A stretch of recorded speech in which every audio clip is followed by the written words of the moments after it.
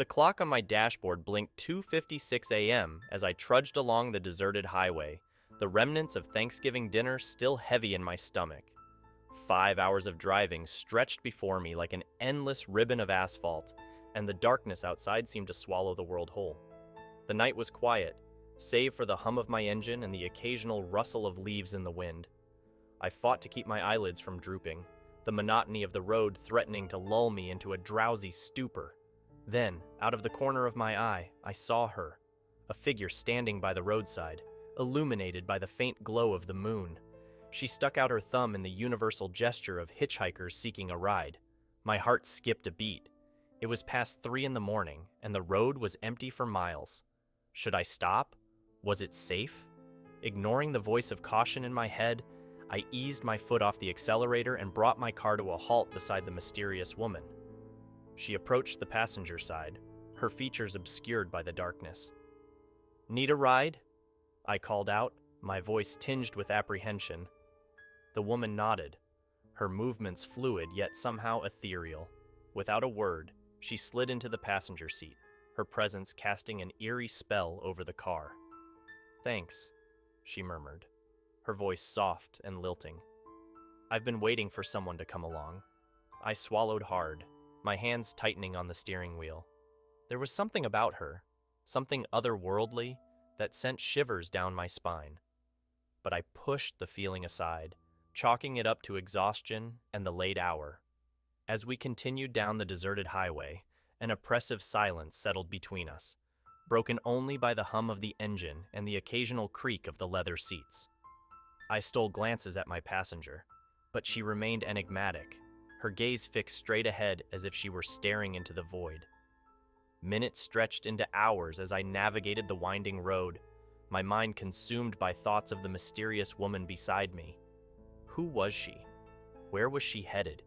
And why had she been hitchhiking alone in the dead of night? Then, without warning, the radio crackled to life, emitting a static-filled melody that sent chills down my spine. I reached to change the station, but the dial refused to budge, as if frozen in place. The car's headlights flickered and died, plunging us into darkness.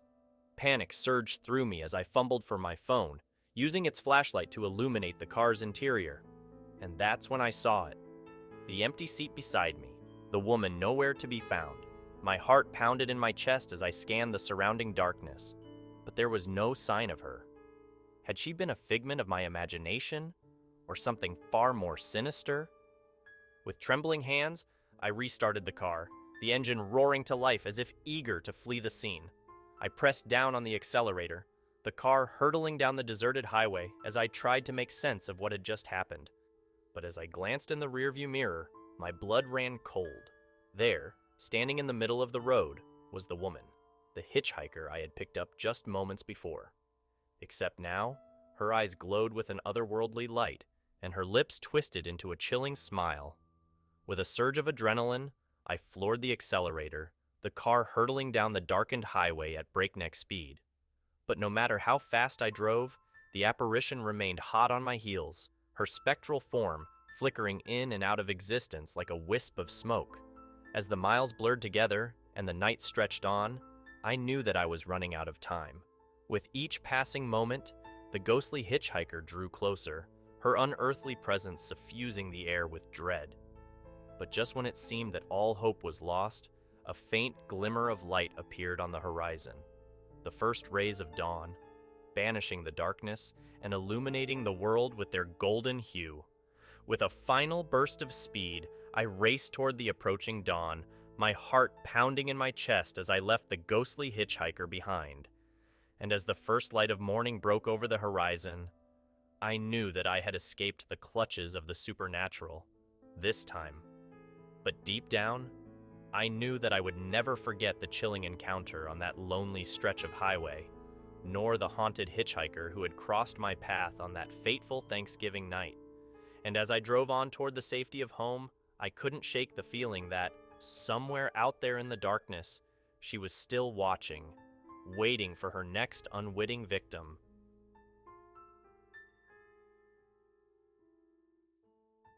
To preface this, I love to drive. like hours-long drives to nowhere with no destination in mind, just me, my music, and the road ahead of me. Living in Nebraska, I'd often take back roads or lonely highways cutting through the countryside to small towns and eventually cities. And I'd usually take these drives at night since there was less traffic to worry about. I've done it since I've had my license 4 or 5 years ago, and I've never once had any sort of issue, nor have I ever run into any trouble. That was until a few nights ago.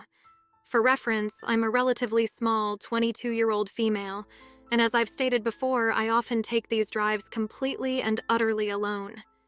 They're a good way to clear my head when I'm stressed, upset, or overwhelmed, or for me to get a plan together to sort personal issues out. I've also done these long and lonely drives to get away from the toxicity of my household when I used to live with my parents as a means of coping with their alcoholism. Though now that I've moved out and am in a much better place mentally, I don't really have the urge to get in my car and just drive anymore. However, on the night this event took place, I was feeling pretty overwhelmed, stressed, and anxious with a clusterfuck of personal issues I'd rather not get into. I felt restless and irritable around my boyfriend, couldn't focus on anything else, and decided I would take a drive to clear my head. My boyfriend was understanding and told me to be careful and to not be gone for too terribly long, since it was getting pretty late. I agreed, gave him a kiss goodbye, and left. I drove around our city for about 30 minutes, but I was still feeling on edge about everything transpiring in my personal life, so I decided to drive further north down those familiar, dark, winding, one-lane highways. I kept the car at a steady 65 miles per hour, taking the turns at a slower pace in case a deer jumped out around the bend, and was just admiring the vast empty darkness of the snow-capped fields and barren trees. It was honestly a bit creepy being all alone with no cars in sight, in seemingly the middle of nowhere, the few houses miles back from the road lightless, and the dead cornfields withered away and covered in the snow. It was like something out of a horror movie, and I half expected to see a ghost pop up in my rearview mirror or see someone clamber out from the patches of trees dotting the horizon. The only light came from my headlights, and even then I still strained to see through the inky darkness of the night. By now it was just after 11, and I told myself that once I made the familiar roundabout that would either take you to a small town or back up towards the city, I would head back to the city and home. That roundabout was still maybe 15 to 25 minutes away. But other than my imagination picturing the worst, I wasn't really all that concerned. I mean, I was by myself. I didn't have any other motorists to worry about, right? Wrong. As I'm rounding another bend, I notice a vehicle with its hazards flashing maybe a quarter of a mile or something away from me. It was some sort of sedan, dark-colored, and was angled to where only part of it was on the shoulder, while the rest was jutted out onto the road. Like they had to pull over in a hurry, but didn't quite manage to do that. The driver's side door was flung wide open, and as I slowed my vehicle down and angled it towards the opposite side of the road to pass, I could make out what looked like maybe blood on the inside of the open door. I didn't see anyone on the road or in the car, and I was the only motorist in sight. Cell phone reception is spotty at best in this part of the country, but more often than not, you couldn't get reception no matter how hard you prayed, which was definitely the case when I took a glance at my phone to see if I had any service. So, a lone female on the road at night, pulling up near a vacant vehicle that looks like someone had been attacked on the inside with no cell service. Now, I'm no dummy. I've watched countless episodes of Investigation Discovery and Criminal Minds, and read far too many true crime books to know that this had bad and danger written all over it. But there was still a small part of me that worried something terrible had happened to whoever was in that vehicle, and I thought I needed to help. These roads don't get a lot of traffic late at night, and temperatures were well below freezing. If someone were hurt or in trouble, there was no one and nothing else to help them but me. Still, I erred on the side of caution. I was still driving my car, though a bit more slowly, and as I approached the vehicle, I rolled down my passenger window a bit, shut off the music, and called out, "Hey, anyone there? Are you okay?" I didn't hear a response. I worried they were passed out somewhere, but I wasn't about to get out and look for them. I told myself I'd call out one last time, and if I didn't hear anything, I would leave, and the moment there was reception, I'd call it in. And if I did hear someone, well, I'd figure out my next course of action then. So again I shout, "Hey, what happened? Are you okay?" There was silence for a beat, and then I heard rustling in the shadows of the trees, followed by a gruff voice saying, "Yeah." I was relieved at first, and was about to say something in response, or possibly even stop my car and get out, when I noticed three things nearly simultaneously. As I inched my way past the front of the sedan, I noticed there was no damage to the hood or anywhere else on the vehicle, which I found to be strange considering the blood on the inside of the door.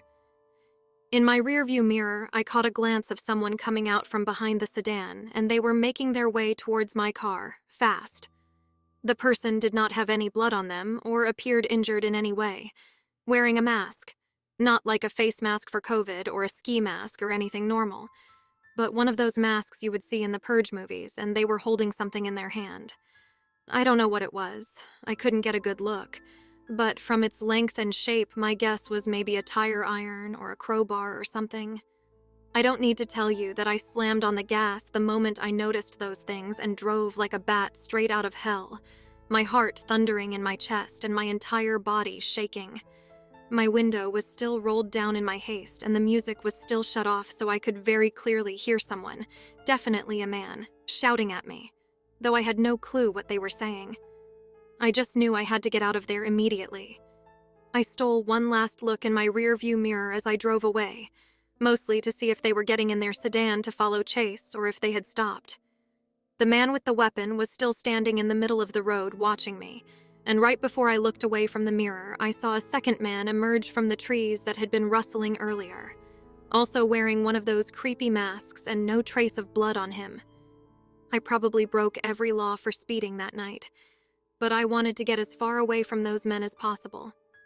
As soon as I made it to the roundabout, I turned towards town, parked in the Walmart parking lot that thankfully still had cars from who I assumed were workers closing up shop, and proceeded to have a full-on meltdown. When I could pull myself together, I called one of my friends, T, who was a police officer, to tell him what happened and what I should do. He was concerned for me, and after asking if I was okay, where I was, did they follow me, etc., he told me since it was out of city limits, he couldn't do much on his end, but he could get in contact with the local police, sheriff in that jurisdiction to take my statement and check it out. I agreed, thanked him, and while I waited for police to show up, I called my boyfriend. Through my hysterical sobs and panic, I managed to tell him what happened not even 10 or so minutes ago.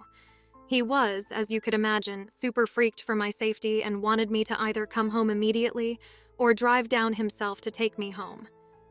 I told him the police were on their way to take my statement so I couldn't leave and that I was okay.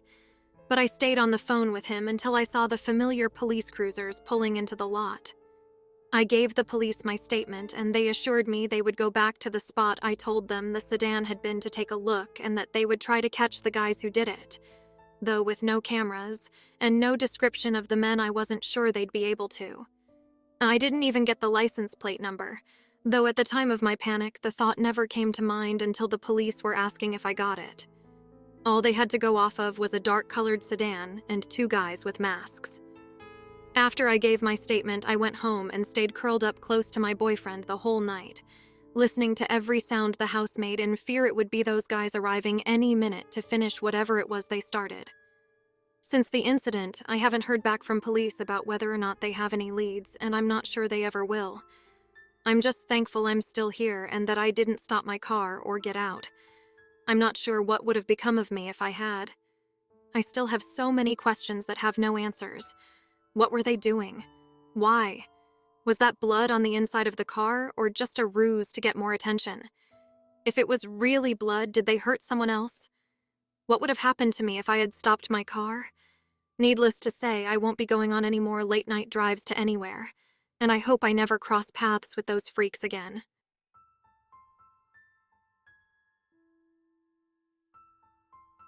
The road stretched on endlessly. My eyelids drooped with exhaustion, my hands gripping the steering wheel with weary determination. Hours of driving had taken their toll, and I knew I couldn't push myself any further.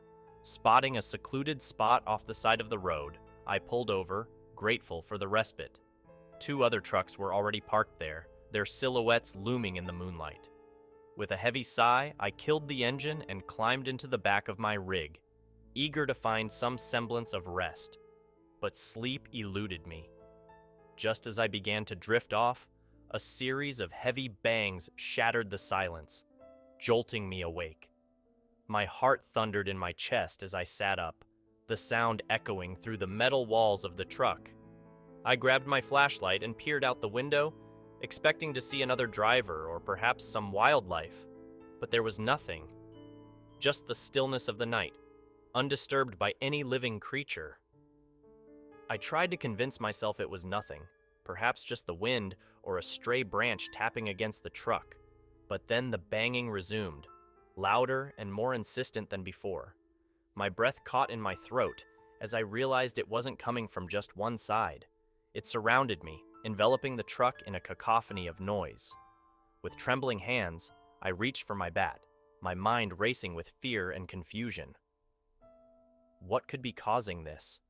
Was it some prankster playing tricks on me? Or something far more sinister? I mustered the courage to look out the window once more, but there was nothing there. Just the empty expanse of the night, taunting me with its silence. And then, as if on cue, the banging intensified, reverberating from both sides of the truck simultaneously. The force was so strong that the entire rig shook beneath me, and I knew I had to get out of there, and fast.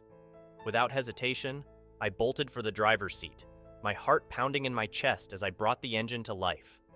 Ahead of me, I could see the other trucks stirring, their drivers undoubtedly experiencing the same terror that gripped me. With a surge of adrenaline, I slammed my foot on the accelerator and peeled away from the scene, leaving the haunting echoes of the night behind me. But even as I drove on, the memory of those relentless bangs lingered, a chilling reminder that some mysteries are better left unsolved in the darkness of the night.